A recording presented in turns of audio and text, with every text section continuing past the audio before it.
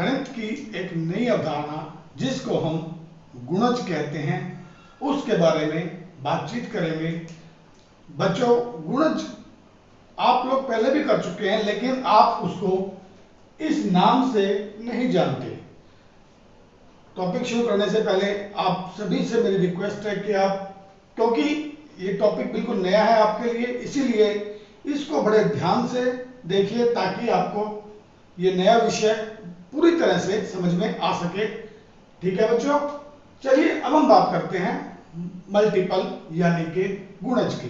गुणज होता क्या है, चलिए मैं आपको एक छोटा सा उदाहरण दिखाता हूं। हम एक दो संख्याओं को गुणा करते हैं, जैसे कि 3 गुणा 4। 3 गुणा 4 गुणा तो आपको आती है, क्या आएगा? 3 गुणा 4 क्या बनेगा? 12 है। अब यहां पर हमारे पास तीन संख्याएं हैं, 3, 4 और 12। फैक्टर्स के बारे में कुछ याद है? गुणनखंडों के बारे में याद है आपको? इस इक्वेशन के आधार पर हम जानते हैं कि 3 और 4 यहां पर क्या होंगे? 12 के गुणनखंड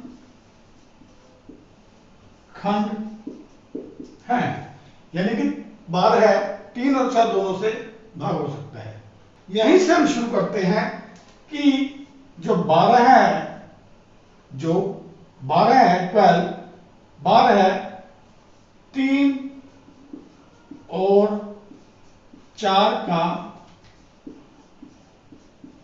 गुणज है। सिंपल सी बात है, 3 और 4 12 के गुणनखंड है, यानी कि गुणा करने पर जो टुकड़े होते हैं वो है।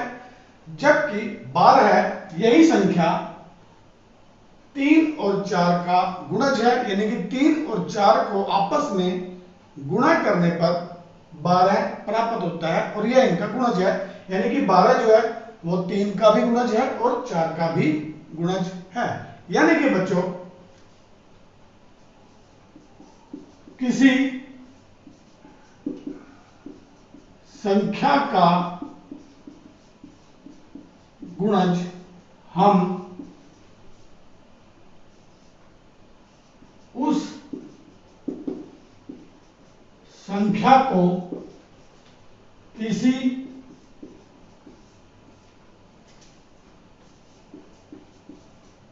अन्य संख्या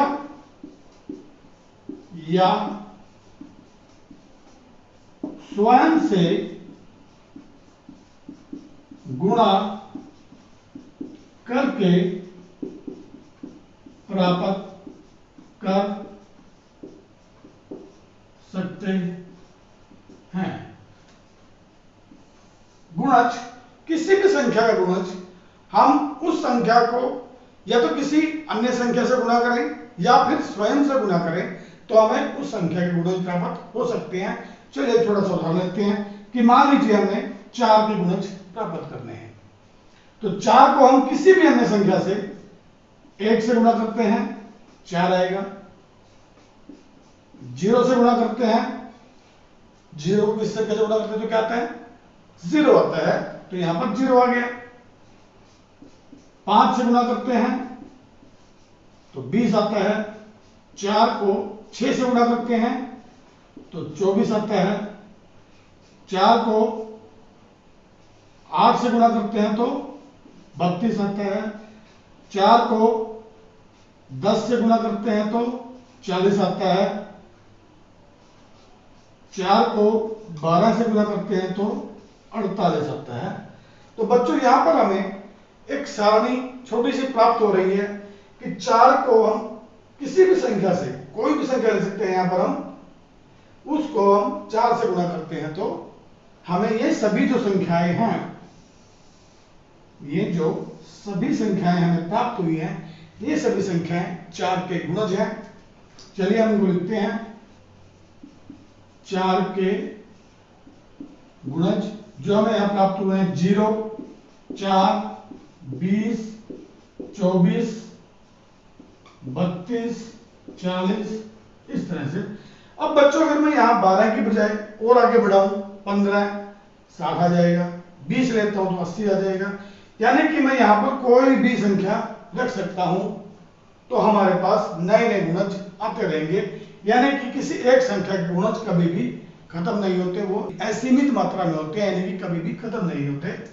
चलिए एक उदाहरण हम और लेते हैं। हमने अभी 4 के गुणज प्राप्त किए थे, 0, 4, 12, 20, 24, 32, 40, इस प्रकार से।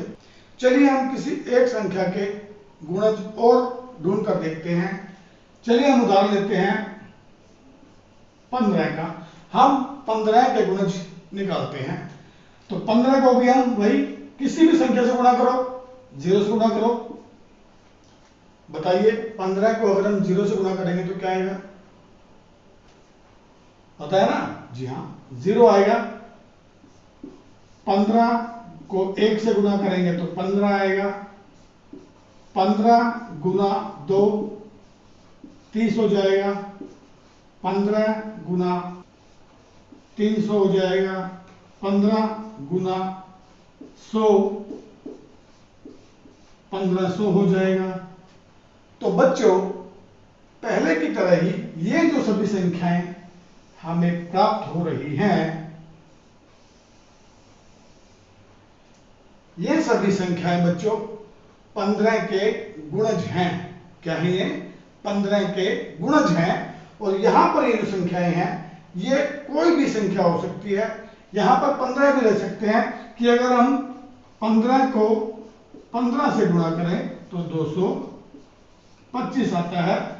तो बच्चों, ये सभी संख्याएं 15 के गुणज है। चलिए हम इनको एक सीरीज में लिखते हैं कि 15 के गुणज है हमारे पास 0, 15, 30, 75, 90, 150, 300, 1500 और इस तरह से हम किसी भी संख्या के असीमित गुणज यानी कि मल्टीपल प्राप्त कर सकते हैं बच्चों।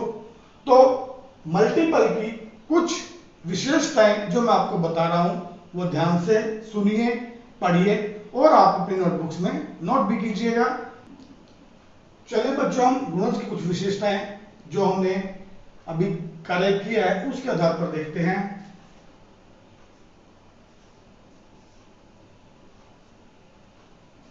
किन्हीं दो संख्याओं को गुणा करने पर उनके गुणज प्राप्त होते हैं। यानी कि जब हम किन्हीं दो संख्याओं को गुणा करते हैं तो जो तीसरी संख्या हमारे पास आती है वो पहली दो संख्याओं का गुणज होता है, और जो पहली दो संख्याएं हैं वो तीसरी संख्या के गुणनखंड होते हैं। पहली दो संख्याएं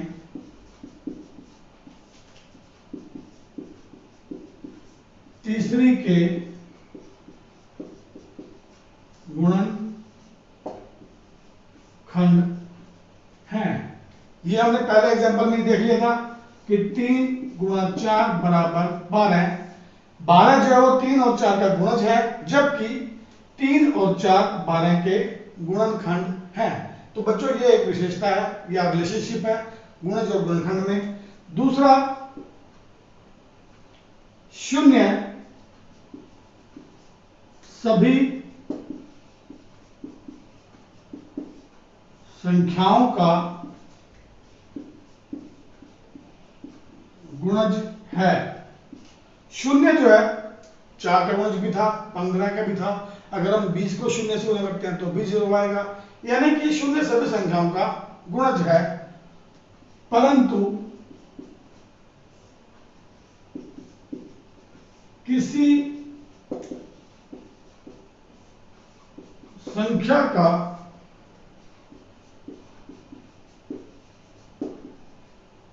गुणनखंड नहीं है। 0 सभी का गुणज है, परंतु किसी का भी गुणनखंड नहीं होता, यानी कि 0 किसी को भाग नहीं करता। और एक तीसरी बड़ी इंपॉर्टेंट प्रॉपर्टी है कि किसी संख्या के गुणज